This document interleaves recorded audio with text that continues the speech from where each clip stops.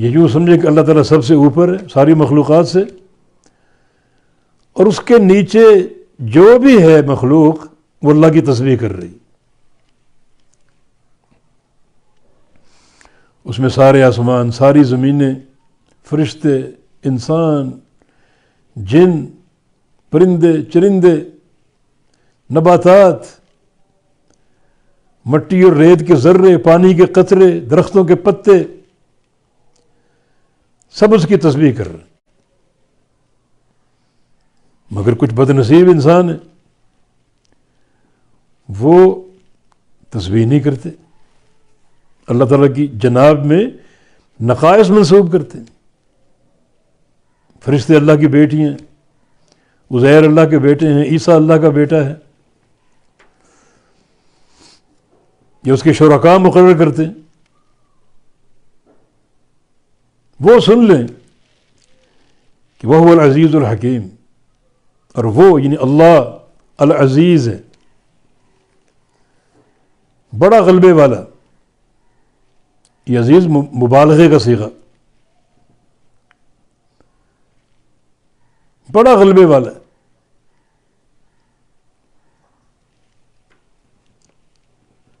بڑا طاقت والا، ہر شے پر غالب، اسے کوئی شے مغلوب نہیں کر سکتی، اور جو کرنا چاہے اس پر وہ قادر ہے،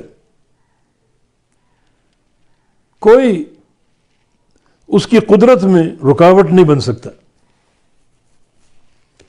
تو پھر اے لوگوں جو اللہ کی تسبیح نہیں کر رہے، اس کے شرکاء مقرر کرتے ہیں، ڈر جاؤ، اللہ تعالیٰ عزیز ہے، بڑی قوت والا، تمہیں چھوڑے گا نہیں، جیسی اس کی پکڑ ہے ویسی پکڑ کسی کی بھی نہیں، اور قوت والے ہونے کے ساتھ ساتھ الحکیم، بڑا حکمت والا ہے۔ وَهُوَ العزیز الحکیم عربی ترکیب میں مبتدا خبر ہیں، ہوا مبتدا جس سے کلام شروع ہوتا ہے، اور العزیز الحکیم دو خبریں، وہ عزیز اور حکیم ہے، اور یہ دونوں خبریں معرف ہیں۔ ہوا مبتدا معرفہ ہے کیونکہ ضمیر ہے، ضمیریں ساری معرفہ ہوتی ہیں، اور العزیز الحکیم یہ بھی معرفہ ہیں الف لام کے ساتھ، جس اسم پر الف لام آ جائے وہ بھی معرفہ ہوتا ہے۔ رجل النکرہ اور رجل معرفہ، غلام النکرہ الغلام معرفہ، تو یہ دونوں معرفہ ہیں، حالانکہ خبر نکرہ ہوتی، لیکن جب مبتدا جو معرفہ ہوتا ہے اور ساتھ خبر بھی معرفہ ہو تو کلام میں ایک نیا معنی پیدا ہوتا ہے حصر کا۔ حصر کا معنی بات یہی ہے اور کچھ نہیں، اب معنی کیا بنے گا؟ اور وہی یعنی اللہ تعالیٰ ہی عزیز اور حکیم ہے اور کوئی نہیں۔ حصر کلام کو مقید کرنا کسی ایک شے کے ساتھ اور باقی ہر شے سے نفی کر دینا۔ اللہ تعالیٰ ہی عزیز ہے، اللہ تعالیٰ ہی حکیم ہے،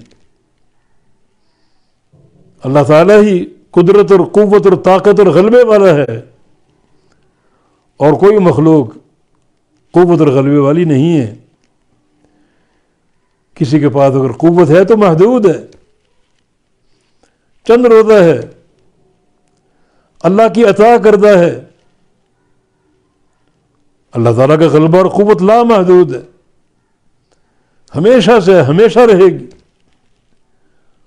اور وہ اس میں مستقل ہے، کسی کی عطا کردہ نہیں ہے، اس نے قوت کسی سے حاصل نہیں کی، وہ خود ہر غلبے کا اور قوت کا مالک ہے۔ تو اگر اللہ کی تسبیح نہیں کرتے نہ کرو، اتنی مخلوق اللہ کی تسبیح کر رہی، وَإِن مِّن شَيْءٍ إِلَّا يُسَبِّحُ بِحَمْدِهِ، دنیا کی ہر شے اس کی تسبیح کر رہی، وَلَٰكِن لَّا تَفْقَهُونَ تَسْبِيحَهُمْ، تم ان کی تسبیح نہیں سمجھ سکتے. اپنی اپنی زبان میں ہر شے تسبیح کر رہی، تم نہیں سمجھ پاؤ گے.